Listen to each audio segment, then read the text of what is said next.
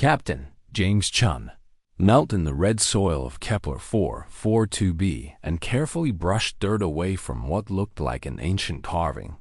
The sun hung low on the horizon, casting long shadows across the archaeological site where he had spent the last 3 months working alongside the native Keplerians. Tall, graceful beings with their crystalline skin had welcomed him warmly when he arrived as part of TERRA's diplomatic corps. James was one of hundreds of humans scattered across the galaxy, building relationships and studying the countless civilizations that called the stars home. He loved this work more than anything. "You find something interesting, human James?" asked Valkyra, his Keplerian research partner. Voice chimed like wind through glass. James smiled and gestured at the carved stone. "I think this might be from the Second Dynasty period, but I want to verify before we catalog it." Valkyra bent down to examine his find, and her face brightened with what James had learned to recognize as excitement. They worked together in comfortable silence as the alien sun began its descent. James never noticed the ships entering orbit. The attack came without warning. Massive vessels appeared in the sky, their hulls marked with the symbol of the Vrax Consortium. James had heard of them during his training back on Earth. The Vrax were a coalition of 6 different species who controlled a significant portion of neutral space. They had watched humanity's expansion with growing concern and had lodged several formal complaints with the Galactic Council about human colonization efforts. But this was different. This was aggression. The ships fired on the small TERRA outpost at the edge of the settlement, not to destroy, but to disable. James watched in horror as the communication arrays exploded in bursts of green fire. Valkyra grabbed his arm and pulled him toward the settlement. "We must get you to safety," she said urgently. But there was no safety to be found. Vrax soldiers materialized across the dig site in columns of blue light. They were heavily armed and moved with military precision. James counted at least 4 different species among them. The tall reptilian Vrax themselves made up the majority, but he also spotted the insectoid Chithrax and the floating energy beings called Lumens. "Captain James Chun of TERRA," boomed a voice in perfect English. Vrax commander stepped forward, his scales gleaming purple in the fading light. "You will come with us." James stood his ground. "Under what authority are you?" The commander made a gesture, and 2 soldiers grabbed James by the arms. Their grip was like iron. Valkyra tried to intervene, but another soldier blocked her path. "This is a diplomatic incident," James said, keeping his voice steady, despite the fear rising in his chest. "Your government will answer for this." The Vrax commander tilted his head in what might have been amusement. "On the contrary, human, your government will answer to us." They dragged James toward a waiting transport. He struggled, but the soldiers were far stronger than any human around him. The Keplerians watched in shock and fear. None of them were armed, and their peaceful nature meant they had no real defense against this kind of military action. As they forced James into the transport, he caught one last glimpse of Valkyra, stood with tears streaming down her crystalline face. The transport lifted off, and James was pressed into a seat between 2 guards. The interior was dark and cold. Through a small viewport, he watched Kepler 442b shrink away beneath them. Within minutes, they had docked with one of the larger Vrax ships. The vessel was massive, easily the size of a terrier. James was marched through corridors filled with alien crew members, who watched him with a mixture of curiosity and contempt. They brought him to what appeared to be a detention cell. Room was small and sparse, with only a metal bench and a waste disposal unit. The force field that sealed the entrance hummed with energy. The Vrax commander entered before the field activated. "You are probably wondering why you are here, human." James sat on the bench and met the alien's eyes. "I'm assuming this is about the colony disputes." "Very astute," the commander said. "My name is Korvax, and yes, this is about your species. Reckless expansion across the galaxy." He began to pace. Humanity appeared in the galactic community barely 200 years ago, and already you have established colonies on over 300 worlds. Unclaimed worlds, James pointed out. Your people signed the Frontier Accords. Signed under pressure, Korvax snapped. Your species breeds too quickly, expands too aggressively, and shows no respect for the established order. James felt his anger rising, but he forced himself to remain calm. So you kidnap a xenanthropologist to make your point. Korvax stopped pacing and looked directly at James. We are sending a message to TERRA that there are consequences for their actions. He gestured, and a holographic display appeared showing James's face along with text in multiple languages. We have broadcast our demands across all galactic channels. James read the text. The Vrax were demanding that TERRA halt all colonization efforts for 50 years except territorial restrictions and submit to Galactic Council oversight of all human expansion. In exchange, they would return him unharmed. You think TERRA will agree to this? James asked. Of course, Korvax said with confidence. We have studied your diplomatic communications extensively. Your government operates on rational cost-benefit analysis, like any civilized species. He leaned closer. One human life versus the political and economic costs of a military rescue operation versus the benefits of continued unrestricted expansion. Korvax straightened. The mathematics are simple. They will negotiate, they will compromise, and galactic order will be maintained. James felt something cold settle in his stomach. Not fear for himself, but something else, a certainty that Korvax had made a terrible miscalculation. You've studied our diplomatic communications, James said quietly. Yes, extensively. But have you studied our history? Korvax's scales rippled in what might have been confusion.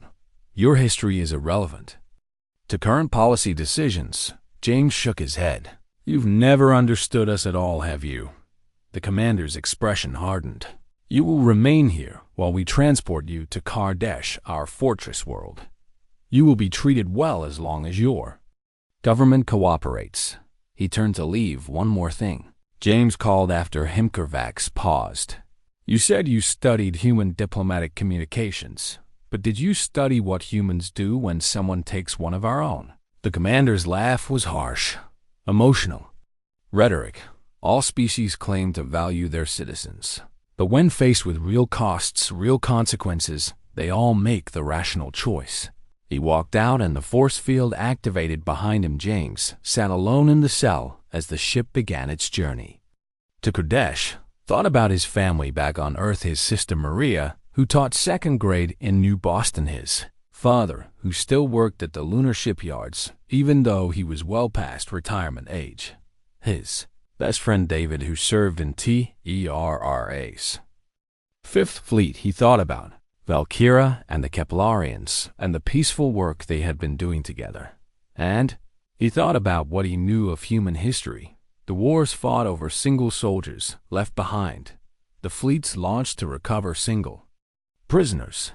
The absolute unwavering commitment to the principle that no human would be abandoned. Korvax thought this was about mathematics and rational decisions. He was wrong. James closed his eyes and waited. Somewhere out there, TERRA would be receiving the Vrax transmission, and when they did, everything was going to change. Admiral Sarah Okonkwo stood in TERRA Command Central Operations Room watching the Vrax transmission play for the third time round. The command staff worked in tense silence. Analysts pored over every frame looking for clues about James Chun's location, and condition intelligence officers compile everything known about the Vrax consortium and their military capabilities. The transmission was straightforward enough. The Vrax showed James in his detention cell, looking tired but unharmed. There. The man scrolled across the screen in 20 different languages. Halt colonization for 50 years, except territorial restrictions. Submit to Galactic Council oversight. The Vrax spokesperson delivered their ultimatum with confidence bordering on arrogance. They expected TERRA to negotiate. Admiral Okonkwo knew they had made the gravest mistake possible. She turned to her command staff. How long ago was this transmitted? 42 minutes, Admiral, replied Commander Park. And how long until the full Security Council can convene? At least 4 hours, ma'am. Most of the members are scattered across Earth and the lunar colonies. Okonkwo shook her head. We're not waiting 4 hours. She walked to the central command console and activated the emergency protocol. This channel connected directly to every TERRA military installation, every colonial government, and every deep space station. When she spoke, her words would reach billions of humans across hundreds of light years. This is Admiral Sarah Okonkwo, TERRA Defense Command. Her voice was steady and cold. At approximately 1800 hours station time, the VRAX Consortium transmitted a message claiming they have taken Captain James Chun of the Diplomatic Corps as a hostage. She paused. They believe this gives them leverage to dict terms to humanity. Around the operations room, her staff had stopped working. Everyone was listening now. Let me be absolutely clear about TERRA's response. Okonkwo's eyes were hard as steel. They took one of ours. Effective immediately. I am ordering full military mobilization. Every fleet is to prepare for deployment. Every reserve unit is to report for active duty. Every shipyard is to move to wartime production schedules. The operations room erupted in controlled chaos as officers rushed to carry out her orders. Commander Park approached with concern on his face. Admiral, with respect, shouldn't we wait for the Security Council to authorize this level of mobilization? Okonkwo fixed him with a look. Commander, have you ever had a brother? Park blinked at the unexpected question. Yes, ma'am, I have too. If someone took your brother and told you to pay a ransom, what would you do? I'd pay it, I suppose, or you'd get him back yourself. Okonkwo finished. You wouldn't calculate whether he was worth the cost. You wouldn't form a committee to debate the optimal response. You get him back because he's yours. She turned back to the command display, where red icons were already beginning to appear as fleets acknowledged their mobilization orders. Captain Chun is ours, Commander.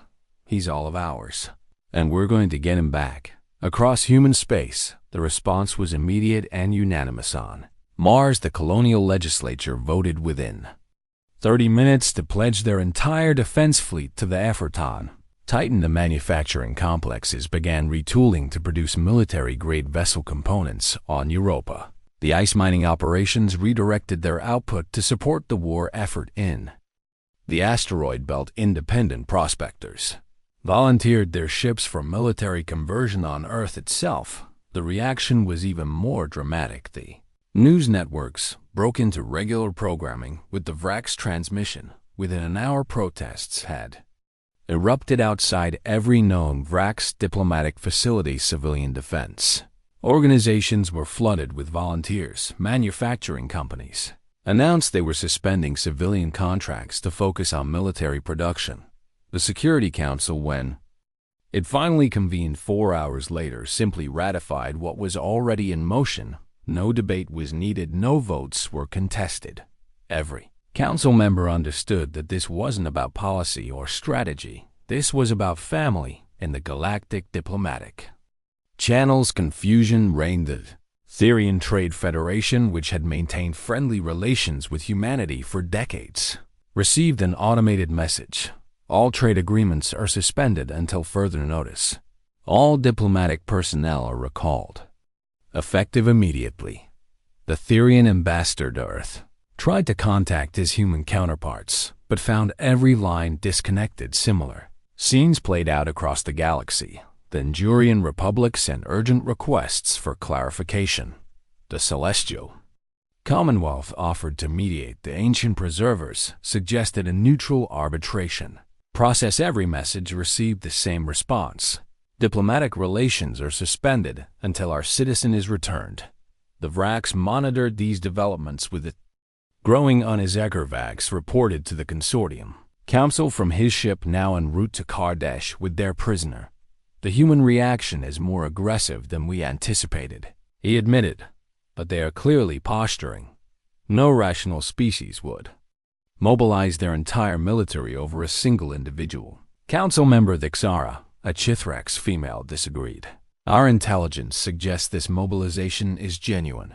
Human shipyards are operating at capacity. Their reserve fleets are moving to forward positions.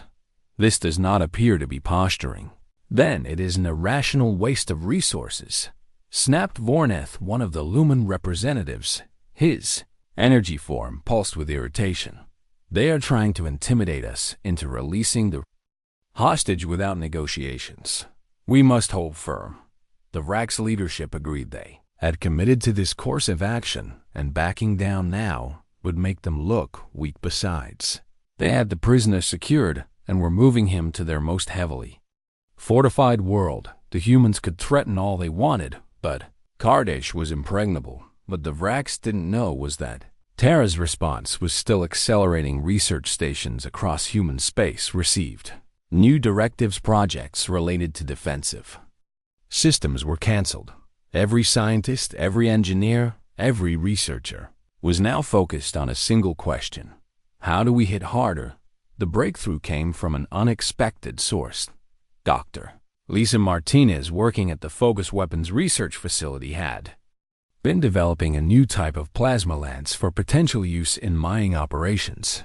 Under normal circumstances, testing and safety reviews would take years. She was given 3 days. Similar scenes played out across dozens of facilities. Experimental weapons that would normally undergo decades of testing were fast-track. Safety protocols were maintained, but bureaucratic delays were eliminated. If something could make TERRA hit harder, it got built. Admiral Okonkwo watched the pieces fall into place. Fleets were assembling at rally points. New weapons were being distributed. Troop transports were loading Marines who had volunteered in numbers that exceeded capacity, and still the mobilization continued. She received a priority message from an old friend, Ambassador Clara, a Therian who had worked with TERRA for over 20 years. The message was simple. Sarah, please tell me what you're planning. We've been friends and allies for so long. Don't let this spiral into something terrible. Okonkwo considered not responding, but Clara deserved better than silence. She composed a brief reply. Clara, they took one of ours. That's all you need to know. Stay out of our way. The Therian ambassador sent one more message 2 hours later. It wasn't addressed to Okonkwo, but to the Vrax Consortium Council. Release the human immediately. You don't understand what you've awakened. Humanity doesn't calculate costs when it comes to their own. They don't negotiate. They don't compromise. They simply come for you with everything they have. The Vrax dismissed the warning as political theater. They had studied human diplomatic behavior extensively. They knew how civilized species operated. What they failed to understand was that humanity's diplomatic behavior and humanity's protective instincts were two entirely different things. 6 days after the initial transmission, the TERRA fleet was ready. 6,000 warships assembled at the edge of Vrax space. It was the largest military force humanity had ever gathered. Admiral Okonkwo stood on the bridge of the TSSV Indomitable, her flagship, and looked at the tactical display. Every ship was represented by a blue icon. Together they formed a wall of light. All ships report ready, Admiral. Commander Park said. Okonkwo nodded. Send one final message to the Vrax Consortium. Return Captain James Chun unharmed within 12 hours, or face the consequences. The message was transmitted. The Vrax response came within an hour. They rejected TERRA's ultimatum and demanded the human fleet withdraw or face retaliation. Anku smiled, but there was no warmth in it. All ships advance to Vrax space. Primary target is Kardash. Rules of engagement are weapons-free. Objective is the recovery of Captain Chen. She paused. Nothing else matters. The Bayou fleet began to move behind them. The entire human civilization held its breath. Ahead of them, the Vrax Consortium prepared for what they still believed would be a limited, conventional engagement. They had no idea that everything was about to change. The Vrax defense fleet detected the human armada. while it was still 3 light hours from the border commander Sekthar, responsible for the outer defense. Perimeter immediately transmitted an alert to High Command, confirmed 6,000 human vessels approaching Sector 7. Fleet composition includes carriers, battleships, destroyers, and support craft. They are maintaining formation and heading directly for our border checkpoints. The response from Vrak's command was swift. Engage defensive. Protocols. Do not fire unless fired upon. This is likely a show of force designed to intimidate us into negotiations. Sekthar wasn't so sure. He had fought in 3 different conflicts during his military career, and he knew the difference between a demonstration and an attack force. This looked like an attack force, but he followed his orders. The Vrak's defensive fleet numbered 800 ships, spread across multiple strategic points along their border. Against 6,000 human vessels, this seemed inadequate, but Vrak's strategy relied on defensive fortifications and the assumption that no attacker would accept the casualties required to breach their lines. Humans crossed into Vrak space without slowing. Sekthar activated the warning. Protocol: Attention, TERRA vessels, you have entered Vrak's consortium territory. Withdraw immediately or you will be fired upon. The human response was a transmission on all frequencies. Admiral Okonkwo's face appeared on every Vrak screen. You have something that belongs to us. Get out of our way. The human fleet didn't even pause for a response. They simply adjusted course and accelerated. Sekthar watched in disbelief as the massive formation split into multiple strike groups instead of engaging his defensive fleet. The humans simply went around them. They were ignoring the border defenses entirely. Command: they're not engaging, Sekthar reported. They're proceeding directly into our territory. Multiple strike groups are bypassing our positions. What are your orders? Pursue and harass, but do not commit to a full engagement. We need to determine their primary target. But the humans had already made their target clear. Every strike group was converging on a single point deep in Vrak space, Kardshish Fortress World, the supposedly impregnable stronghold where they held James Chankervax. Received the alert while James was being transferred to the main detention facility on Kardish. The humans are coming here, his second officer reported. All of them. Korvax felt his scales tighten with apprehension. Impossible. Why would they commit their entire fleet to assault our most heavily defended world? It makes no strategic sense. Nevertheless, they are en route. Estimated arrival in 14 hours. Korvax made a decision. Activate all planetary defenses. Recall the home fleet to Kardish and send a message to the human admiral. We need to open negotiations before this escalates further. The message was transmitted, but Admiral Okonkwo's response was brief. Return him unharmed. That is our only negotiation. Kardish was indeed a fortress. The planet bristled with orbital defense platforms, hundreds of automated weapons. Satellites formed shells around the world. The surface itself was dotted with military installations and shield generators. The Vrak's home fleet consisted of over 1,000 warships, many of them purpose-built for planetary defense. It should have been enough. The human fleet emerged from faster-than-light travel. At the edge of the Kardash system, they didn't slow down. They didn't deploy in standard formation. They simply accelerated straight toward the planet. Outer defense satellites opened fire. First plasma bolts and missile swarms streaked across the void. Human ships began taking hits. Several destroyers exploded in brilliant flashes. Carrier took critical damage and fell out of formation. Humans didn't slow down.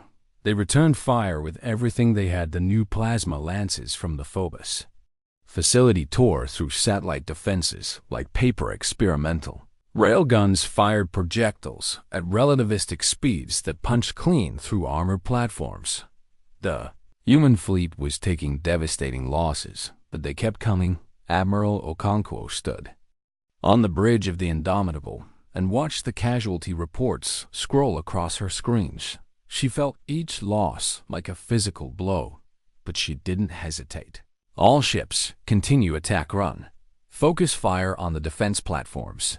Marines prepare for planetary assault. The Vrak's home fleet moved to intercept Commander Zelenoth. Led the defensive formation with grim determination. He had studied human military tactics and knew they favored mobility and aggressive flanking maneuvers. He prepared for a conventional engagement. What he got instead was something no tactical simulation had prepared him for. Human ships didn't maneuver. They didn't flank. They simply charged straight at the Vrak's fleet and fired everything. Ships on both sides exploded in storms of debris and energy. The humans were accepting casualties that should have broken their attack. Any rational commander would have withdrawn to regroup. But the humans just kept coming. "They're insane," Zelenoth muttered as he watched another wave of human ships tear through his defensive line. "They're fighting like they don't care if they die." His tactical officer looked up from her station. "Commander, maybe that's exactly the point. Maybe they don't care." The battle raged for 6 hours. The space around Kardish became a graveyard. Thousands of ships from both sides were reduced to burning wrecks, but slowly, inexorably, the human fleet was winning. They weren't winning through superior tactics or better technology. They were winning through sheer relentless aggression. Every time a Vrak ship destroyed a human vessel, 2 more took its place. Every time the defensive lines held, the humans simply threw more firepower at them until they broke it. It was brutal, it was wasteful, it was terrifying. And it worked. Orbital defenses began to fail. Human marines loaded into assault craft and prepared for the descent to the planet's surface on Kardish itself. Korvax watched the battle through observation screens and felt ice form in his blood. "This isn't possible," he said. "No species commits this many resources for one individual. It violates every principle of rational warfare." His communications officer interrupted. "Sir, we're receiving surrender offers from 3 of our allied species. The Lumens, the Chithraks, and the Vertane are all requesting permission to withdraw from the consortium." "What?" Korvax spun around. "On what grounds?" "They claim this conflict has exceeded acceptable risk parameters. They're afraid of the humans, sir." Korvax wanted to rage at the cowardice, but looking at the battle above, he couldn't blame them. The humans were demonstrating something terrifying. They didn't fight like civilized species. They didn't calculate acceptable losses. They simply came at you with everything they had and didn't stop. "Contact Admiral Okonkwo," Korvax ordered. "Offer to negotiate the hostage's release." The message was transmitted. The response came within seconds. "Return him now, or we're coming down there." Korvax felt his world crumbling. "Prepare the prisoner for release." But before he could issue the order, his security chief burst into the command center. "Sir, the prisoner has been moved to interrogation." "What?" Korvax felt his blood freeze. "Who authorized this intelligence division, sir?" "They wanted to extract information about human military capabilities before we lost our leverage." Korvax ran. He reached the interrogation section and found James Chun strapped to a chair. The human's face was bruised. Blood trickled from a cut on his forehead. Interrogator, a Vrak's intelligence officer, looked up in surprise. "Commander, I wasn't finished." Korvax didn't let him finish. Physically threw the interrogator out of the room and rushed to release James. "I'm sorry," he said as he unfastened the restraints. "This wasn't authorized. I didn't order this." James looked at him with eyes that held both pain and something else, pity maybe. "It doesn't matter what you ordered," James said quietly.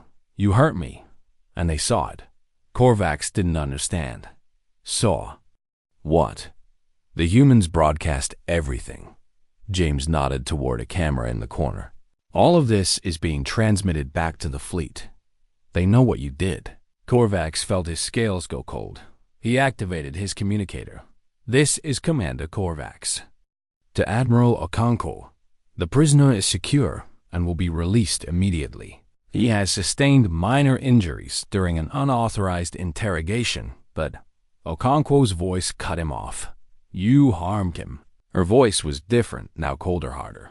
"This changes things." "Wait," Korvax said desperately. "We're releasing him now. You can have him back, unharmed." "Unharmed?" Okonkwo's laugh was bitter.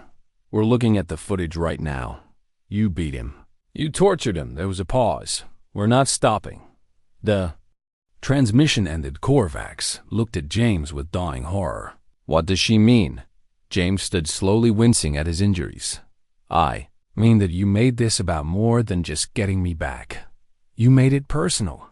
And now they're going to make sure you never do this again to anyone." Above them, the human fleet broke through the last of the orbital defenses. Marine assault craft began their descent, and across Rack space the systematic destruction was about to begin. The first wave of human Marines hit Kardesh like a hammer. There, assault craft screamed through the atmosphere, trailing fire and taking ground fire from every defensive position on the planet. Lieutenant Marcus Webb commanded Delta Company as their transport shook from repeated impacts. 30 seconds to touchdown, the pilot called out. "Defensive fire is heavy.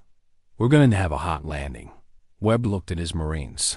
They were young, most of them barely out of training, but their faces showed determination, not fear. "Listen up," he called over the company channel. "Our objective is the detention facility in Sector 7. Intelligence says Captain Chun is being held there. We go in, we get him, and we get out. Any questions?" Private Johnson raised her hand. "Sir, what about prisoners?" "If they surrender," Webb's expression hardened. "We don't have time for prisoners. If they surrender, move past them. If they fight, put them down. Our only mission is Captain Chun." The transport hit the ground. Hard, the ramp dropped, and Delta Company poured out into a storm of weapons fire. The Vrax had fortified the area around the detention facility with heavy weapons, emplacements, and dug in infantry positions. It should have been a killing field, but the Marines had orders and nothing was going to stop them. Webb led his company forward, using every bit of cover available. Plasma bolts sizzled past his head. A Marine to his left went down, another took her place. They moved with the kind of intensity that came from absolute clarity of purpose. Get to Chun. Everything else was secondary. The Vrax defenders fought with skill and courage. They had the advantage of fortified positions and superior numbers, but they were fighting an enemy that didn't care about tactical advantages. The humans simply kept coming. Alpha Company hit the facility from the north, Bravo Company from the south. Charlie Company secured the perimeter. Delta Company went straight through the front entrance. The Vrax commander of the facility Garrison tried to organize a surrender. He stepped out waving a white flag and calling for a ceasefire.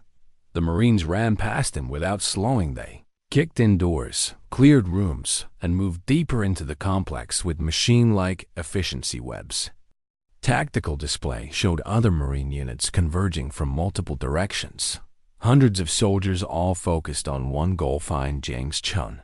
They found resistance at every turn. Vrax soldiers who hadn't gotten the word about the surrender fought desperately to hold their positions. The Marines cut through them, not with cruelty, but with the kind of focused violence that came from people who knew exactly what they needed to do. Webb's company reached the detention level 3 hours after landing. Bodies littered the corridors. Most of them were Vrax, but too many were human. Each fallen Marine had a name, a family, and friends back home. Webb felt the weight of every loss, but he couldn't stop, not until they had Chun. Clear left, clear right, moving up. His squad leaders called out as they swept through the facility. Then Private Johnson called out, "Sir, I've got him." Webb rushed to her position. There in a command center, James Chun sat in a chair. Korvax stood beside him with his hands raised. The Vrax commander looked terrified. Webb moved past Korvax without a glance and knelt beside James. "Captain Chun, I'm Lieutenant Webb, TERRA Marines. We're here to take you home, sir." James looked at the young Marine and saw the determination in his eyes. "How many?" James asked quietly. "Sir, how many people died to get here?" Webb hesitated. I don't have final numbers, sir, but we've taken heavy casualties. James closed his eyes. This is too much. All of this for one person. Webb reached out and gripped James's shoulder. Sir, you're not just one person. You're one of ours. And we don't leave our people behind. Not ever. Behind them, Korvax spoke. Please, you have what you came for. And this. Webb finally looked at the Vrax commander. That's not my call to make. He activated his communicator. Command, this is Lieutenant Webb Delta Company. We have Captain Chun. He's alive but injured. Requesting immediate medical evac. Admiral Okonkwo's voice came through clear and cold. Acknowledged, Lieutenant. Medical transport is en route. Get into orbit. Yes, ma'am. Webb turned to his squad. Johnson Rodriguez, you're with me. Everyone else secure the perimeter and prepare for extraction. They moved James carefully. He could walk, but he was clearly in pain. The Marines supported him as they made their way back through the facility behind them. Korvax tried one more time. Admiral Okonkwo. He transmitted. You have your citizen back. Please order your forces to withdraw. The response came not from Okonkwo, but from TERRA Command itself. Negative. The operation continues. Korvax felt his world shatter. But you have him. Why are you still attacking? The answer came from a different voice, Secretary General Morrison. The civilian leader of TERRA spoke across open channels so the entire galaxy could hear. You took one of ours, and you harmed him. We cannot allow that to go unanswered. If we did, every species in the galaxy would think they could do the same. So we're going to show everyone what happens when you touch our people. Kovacs understood then. This wasn't about rescue anymore. This was about sending a message. James was loaded onto a medical transport with a full Marine guard. As the craft lifted off, he looked down at Kardesh and saw the scope of the battle. The Leos' entire planet was under assault. Human forces were landing at hundreds of cities. Vrax defenders fought desperately, but they were being overwhelmed. This is wrong, James said to Lieutenant Webb.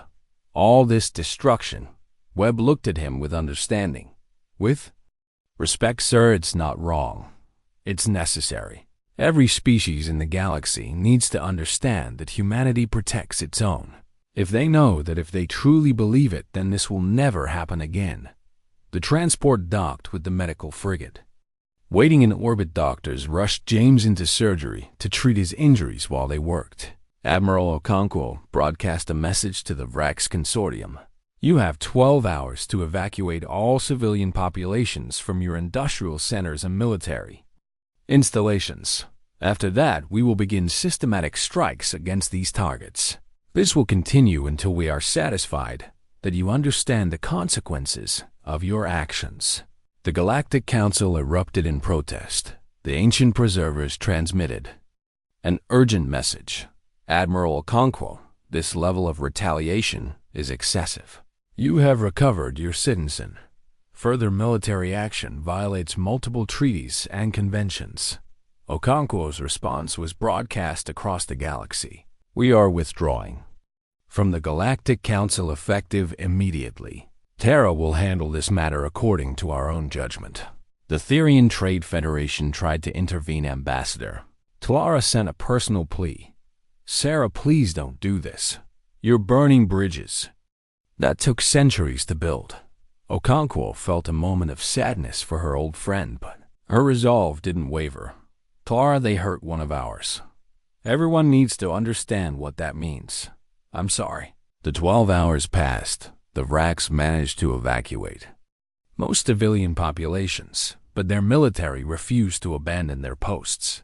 Human fleet began the systematic destruction of Vrax infrastructure. Industrial centers were reduced to slag. Orbital facilities were blown apart. Military installations were obliterated from orbit. 3 of the 6 consortium species formally withdrew and offered surrender. Lumens, the Chithrax, and the Vertane all transmitted identical messages. We had no knowledge of the plan to take the human hostage. We withdraw from the Vrax Consortium. We offer full reparations to TERRA. TERRA accepted the reparations. but the fleet continued to hammer the remaining Vrax holdings on the medical frigate. James recovered enough to watch the news feeds. He saw his own rescue broadcast across every human channel. He saw the footage of his interrogation. He saw the rage it ignited in human populations across the galaxy. And he saw the systematic dismantling of Vrax's military power. Dr. Sarah Kim, the surgeon who had operated on him, sat beside his bed. "How do you feel, Captain?" "Physically better," James said. "But watching all this," he gestured at the screen, "I feel sick. They're doing this because of me." Dr. Kim followed his gaze. "No, sir, they're doing this because of what the Vrax did." "There's a difference." "Is there?" James asked bitterly. "Yes," she said firmly. "If you had been released immediately and unharmed, this might have ended differently. But they hurt you. They broadcast it. And they did it because they thought we wouldn't care enough to make them pay for it." She stood. "Every human watching this knows that if it were them, TERRA would respond the same way." "That's not vengeance, Captain. That's family." James wanted to argue, but he couldn't find them words because deep down he knew she was right. He had spent years studying alien cultures, understood how other species thought. They calculated costs and benefits. They made rational decisions based on strategic interests. But humanity was different. Humans didn't abandon their own. Not ever, not for any price. The Vrax fleet made one last desperate stand at their home system. It was a slaughter. The humans had been fighting for weeks now. They had learned Vrax tactics, they had adapted their strategies, and they came at the home fleet with everything they had learned. The battle lasted 14 hours. When it was over, the Vrax home fleet no longer existed. Wreckage formed a new asteroid belt around their primary world. Admiral Okonkwo stood on the bridge of the Indomitable and looked at the destruction. She felt no satisfaction, only a grim certainty that this had been necessary. "Transmit to the Vrax government," she ordered. "Unconditional surrender, or we continue." The response came within an hour. The Vrax capitulated completely, totally, without conditions or negotiations. They were broken. 3 months after the war ended, James Chun stood in the TERRA command briefing room and looked at the assembled representatives from across the galaxy. Had recovered from his physical injuries, though he still limped slightly. The psychological scars would take longer to heal. He was here at Admiral Okonkwo's request to speak about what the war meant going forward. Room was packed. Representatives from 40 different species had come to Earth to understand what had happened and more importantly, to understand humanity. Ambassador Clara of the Therian Trade Federation sat in the front row. She looked tired. The war had strained relations between Therians and humans almost to the breaking point, but she had worked tirelessly to rebuild those bridges. Beside her sat Velkira, the Keplarian archaeologist who had been with James when he was taken. She had traveled from Kepler 442b specifically to see him. James caught her eye and smiled. She returned it with visible relief. The session began. Secretary General Morrison opened with remarks about the new galactic order. She spoke about TERRA's commitment to peaceful cooperation, but she also made clear that humanity's response to the Vrax would be the template for any future threats to human citizens. Then it was James's turn. He walked to the podium and looked out at the assembled delegates. 3 months ago, I was taken from an archaeological dig. He began. I was doing peaceful research, working alongside the Keplarian people. The Vrax Consortium believed they could use me as leverage against TERRA. He paused. They were wrong. What followed was the largest military mobilization in human history. Thousands of ships, hundreds of thousands of soldiers, and economic resources. That staggered calculation, all for one person. For me, the room was silent. I've spent the last 3 months asking myself if it was worth it. Was I worth the lives lost?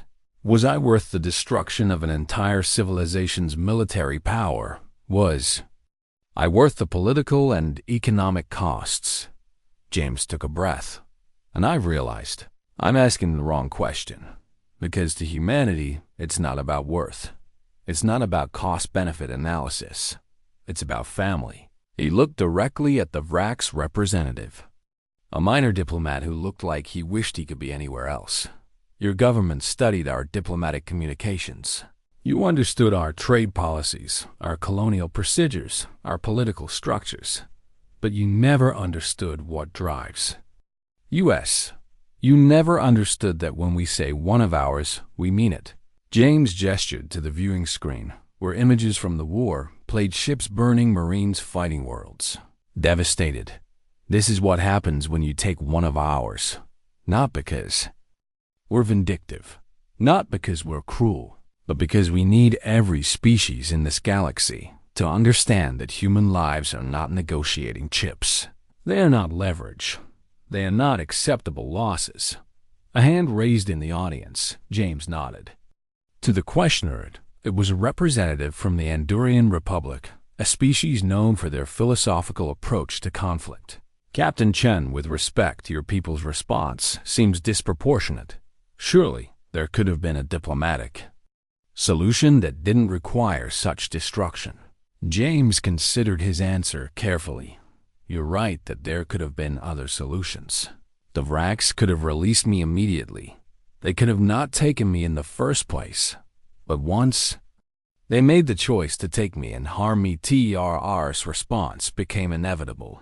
Because if we had negotiated, if we had accepted their terms, we would be telling every species in the galaxy that humans can be taken as hostages. That human lives can be used as bargaining chips. The cost of allowing that belief to spread would be far higher than the cost of this war. Another delegate stood. This one was a Lumen, one of the species that had broken away from the Vrax consortium. Captain Chun. My people chose to withdraw from the consortium when we saw the human response. We were afraid of you. Are we right to fear humanity? James met the Lumen's glowing gaze. That depends entirely on you. If you treat humans with respect, if you honor our citizens' rights, if you engage with us honestly and fairly, then you have nothing to fear. We want to be partners in this galaxy, not conquerors. But, he let the word hang. If you think you can take our people, harm them, use them, then yes, you should be very afraid. Because we will come for them. And we will not stop until they're safe. The briefing continued for hours. Delegates asked questions about TERRA's future policies, about trade relationships, about colonial expansion, about military deployments. Every answer came back to the same core principle: humanity would work with anyone willing to treat them fairly, but they would never again allow one of their own to be taken without response. The session finally ended. Valkyra approached. James, I watched everything, she said quietly. I saw what they did to you. I saw what your people did to get you back, and I don't know what to think. James put a hand on her shoulder. I know it seems extreme. Your people would never do something like this, would they? Valkyra's crystalline features rippled with emotion. No, we would negotiate, we would find a peaceful solution. But, she paused. We would also probably lose people we cared about in the process. We would accept it as the price of peace. Exactly, James said. And that's the difference between us. We're not willing to accept that price. Not when it comes to our own. Over the following months, the galaxy reorganized itself around this new reality. Trade routes shifted to avoid unnecessary contact with human space. Diplomatic protocols were rewritten with special clauses about human citizens. The Galactic Council established new guidelines specifically addressing the treatment of humans. TERRA rejoined the council, but on their own terms. They would participate in galactic governance. They would engage in diplomacy, but they made clear that certain principles were non-negotiable. The Vrax consortium, meanwhile, had been reduced to a shadow of its former power. Their military was gone. Their industrial capacity was crippled. 3 of their 6-member species had withdrawn. The remaining Vrax population retreated to their core worlds and focused on rebuilding. They had learned their lesson the hard way. James returned to his work as a xenanthropologist. He was different now. He carried the weight of what had happened because of him. Valkyria invited him back to Kepler 442b to continue their research. He accepted on his first day back at the dig site. She asked him a question that had clearly been troubling her. James, do you think your people would do the same thing again if someone else was taken? James didn't hesitate. Yes, every single time. That's terrifying. I know, James said. But it's also why human citizens can work in places like this. Why we can travel to frontier worlds and study ancient ruins and build relationships with people like you. Because we know that no matter what happens, TERRA has our back. He looked up at the alien sky. We're not fearless. Valkyria, we get scared just like everyone else. But we know we're not alone. And that makes all the difference. 6 months after the war ended, James gave one final interview. It was broadcast across the Galactic News Network. Billions of beings from hundreds of species watched. The reporter was a Therian female, known for her tough questions. Captain Chun, there are those who say TERRA's response was an act of galactic terrorism, that you set a precedent that threatens the stability of interstellar relations. What do you say to that? James looked directly into the camera. I say that every human watching this knows that if it were them, TERRA would burn just as bright. If you were taken, if you were hurt, TERRA would mobilize the fleets. They would marshal the resources. They would come for you. That's not a threat. That's a promise. That's who we are. The reporter pressed. But at what cost? How many lives is one person worth? James smiled sadly. You're still asking the wrong question. It's not about worth. It's about family. And family doesn't abandon its own. Not ever. Not for any price. The interview ended. The galaxy watched, and they understood. The halls of power across 1,000 worlds' leaders reminded their intelligence services and military commanders of the new cardinal rule: never touch their people, not one, not ever. TERRA didn't occupy former Rax territory. They didn't demand tribute. They didn't install puppet governments. They simply took the formal apology, accepted the reparations, and returned to their previous activities. Colonial expansion, continued diplomatic relations, were re-established. Trade agreements were negotiated. Everything returned to normal, but nothing was the same. Every species now understood something fundamental about humanity. They operated on different principles than other civilizations. They didn't calculate acceptable losses when it came to their own people. They didn't negotiate with hostage takers.